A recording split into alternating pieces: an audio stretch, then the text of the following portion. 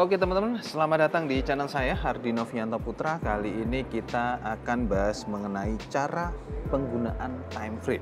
Oke, jadi kalau kalian trading, open posisi dan lain-lain sebagainya, itu cara pakai time frame-nya bagaimana sih? Ya, jadi pertama gini, kalian harus ngerti dulu mengenai time frame ini. Kalau kalian pakai MetaTrader kemudian lihat chartnya itu pakainya candlestick, ya. Satu candlestick itu kan terdiri dari 4 data harga tertinggi, terendah, pembukaan dan penutupan, ya kan.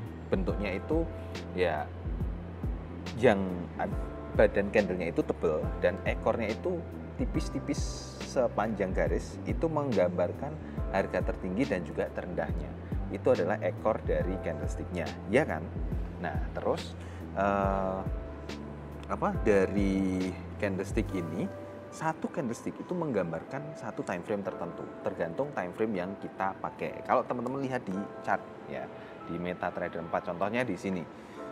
Pengaturan time frame itu ada di mana? Ada di sini. Ada M1, M5, N5, M15, M30, H1, H4, D1, W1 dan MN. Itu menggambarkan masing-masing dari time frame-nya. H1 itu 1 jam, ya, H4 itu 4 jam, D1 itu 1 hari, W1 itu 1 minggu, terus MN ini 1 bulan. Artinya apa? Artinya kalau kita klik H1 per 1 candlestick itu menggambarkan pergerakan waktu selama 1 jam gitu. Nah, makin kecil ke M1 itu berarti makin kecil time frame-nya. Jadi di M1 ini berarti penggambaran waktunya adalah 1 menit gitu. Nah, oke, selesai penjelasan mengenai time frame ini. Yang mau saya tekankan di sini adalah kalau teman-teman itu analisa, apakah harus fix di satu time frame tertentu saja? Enggak, gitu ya. Tapi sebelum teman-teman masuk lebih dalam mengenai time frame ini, jadi video ini itu disponsori oleh aplikasi trading namanya QuickPro. Di aplikasi ini teman-teman bisa dapat sinyal gratis di situ ya. Yang penting teman-teman tradingnya pakai aplikasi QuickPro ini ya. Nanti akan saya jelaskan. Oke, lanjut. Nah, jadi untuk analisa itu teman-teman tidak harus fix di satu time frame saja, tapi boleh pindah-pindah, dan memang harus pindah-pindah untuk apa? Untuk ngecek nanti di time frame ini itu pergerakan harganya akan kemana, di time frame ini pergerakan harganya akan kemana, dan seterusnya seperti itu gitu. Nah, tapi kalau teman-teman akan trading untuk jangka waktu 1 hari misalnya ya, daily trade ya, jadi sampai malam itu harus close posisi ya. Teman-teman bisa lihat trennya di time frame H1 gitu. Tren yang bagus, yang ideal itu di time frame H1. Itu untuk teman-teman yang trading di daily trade ya. Jadi contohnya kayak gini, untuk trennya ya, teman-teman bisa lihat ini ternyata tren di pair Euro USD terakhir ini turun ya. Berarti kita ambil opsi sell nih. Di sini kita ambil opsi sell ya, tapi karena trennya turun berarti kan bukan berarti tren jangka panjang, tren untuk saat ini juga bakalan turun. Bisa jadi tren turun ini sudah mulai berakhir ya. Sudah mulai berakhir. Makanya teman-teman perlu turun lagi ke time frame berikutnya, ke time frame M30, M15 seperti ini. Di M30 ternyata ya ini itu ada level support. Dia nggak berani, nggak bisa nyentuh ke bawah ya, dia nggak bisa nyentuh ke level support. Level support itu di sini. Kita bisa ambil dari sini ya kan. Ini ujung bawah. Ternyata ketika nyentuh ini tuh dia nggak terus ke bawah.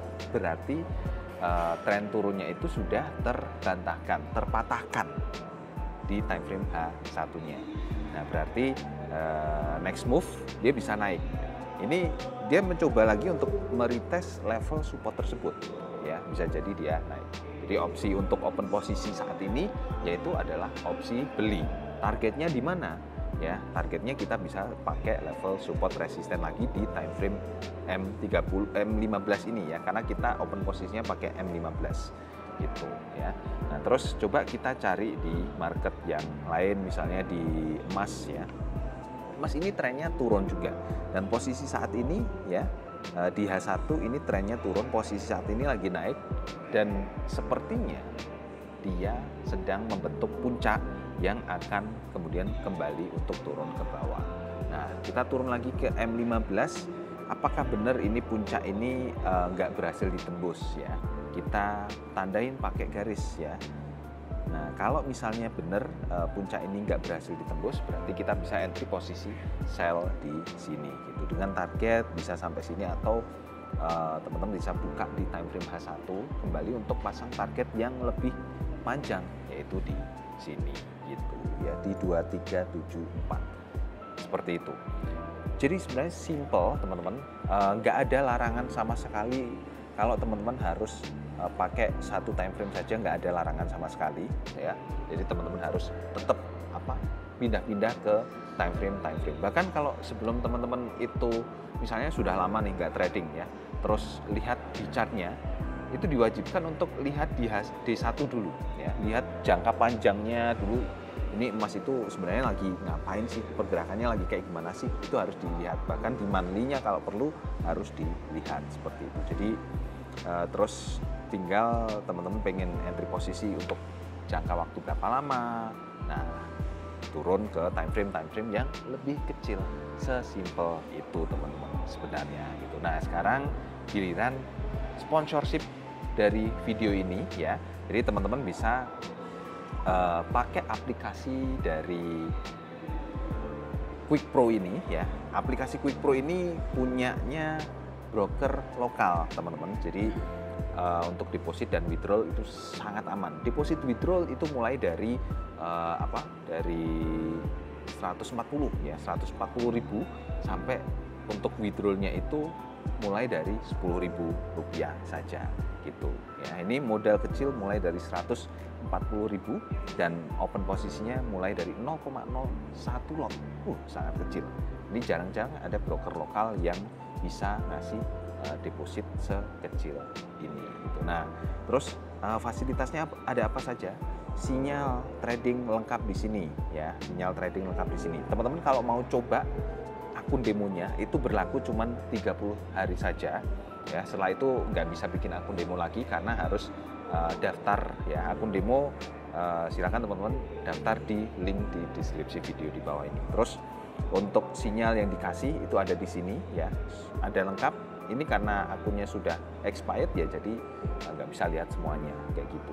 Dan chartnya itu juga dari Trading View ya. Ini Trading View Premium, kita bisa pasang indikator sebanyak-banyaknya di sini gitu ya. Jadi kira-kira seperti itu teman-teman untuk ilmu yang saya share ya, apa yang saya share di video kali ini. Semoga bermanfaat. Sampai ketemu di video selanjutnya. Bye-bye.